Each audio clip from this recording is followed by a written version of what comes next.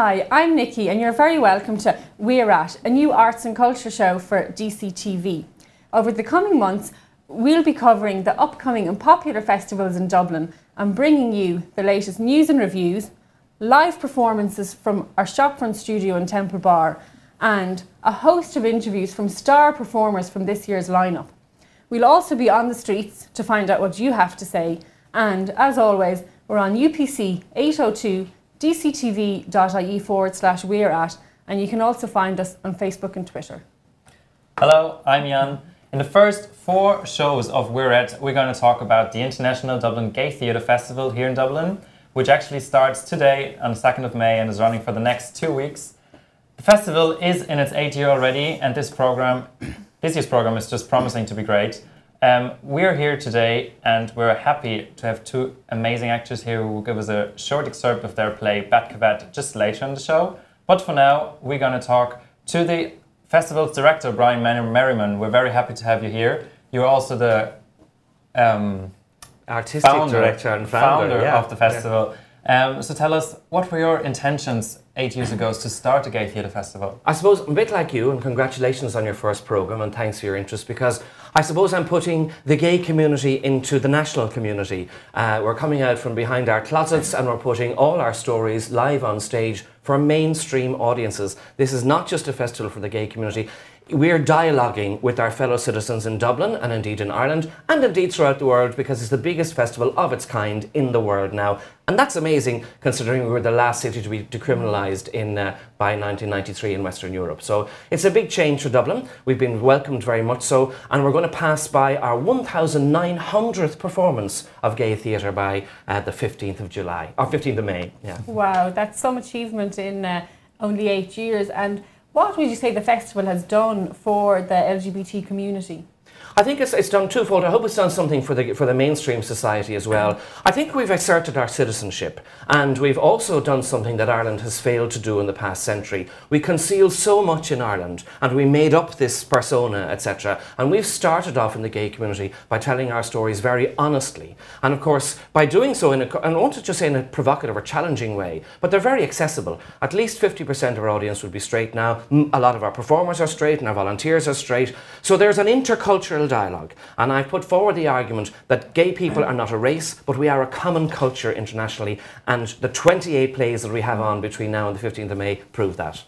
And what would you say to the argument that by labelling something gay theatre that you might be excluding some people from your audience? Quite the contrary, I'm challenging them, because, you know, sometimes you say put the word gay on a poster and it's kind of artistic death. And we're challenging people to say theatre is probably the most educational and informative medium that we still have left. And, you know, get over the labels, and when you get in there, you're going to find out something about your gay brothers and sisters. You're going to find out something about our stories and indeed our perspective, not only about living in Ireland, but about living in any city all over the world. And I believe you have a play for the 4th time in the festival yourself, and I also have heard that you have a rule that you don't like to do plays about coming out, yet this year's play written by yourself is called Peter's Coming Out. So let me tell you about it. I think that our stories must go beyond just the task of coming out, because of course the question is, what do you do when you come out? What's your life like? What's your story like? But I have written this around an occurrence that happened on Facebook in Cape Town in South Africa last year, and I'm quite connected there. There's an incredible little twist to link it to Dublin in Ireland, but it also was a great lesson to say that most people, when they come out, they really don't know whether they're going to have a roof over their head by the time they finish the sentence. And there's some kind of heroic status for children, for parents who accept their children. Children accept their parents. What's heroic about that? And there's a lot of challenges, more like a docudrama. So it's a 30-minute short play amongst all the Irish shorts in the Cobalt Cafe next week. That's not just a coming out story. That's why it's in. Well, best of luck with that. And I know over the years that many actors, maybe who weren't very famous at the time of the festival, would have got acclaim through the festival, which is an international festival. Was that one of your original aims? It was indeed, and I'm thrilled the acclaimed director Michael Scott has written a brand new play for our festival this year. Terence McNally, multi-Tony Award winner, is a patron and has done his plays with us.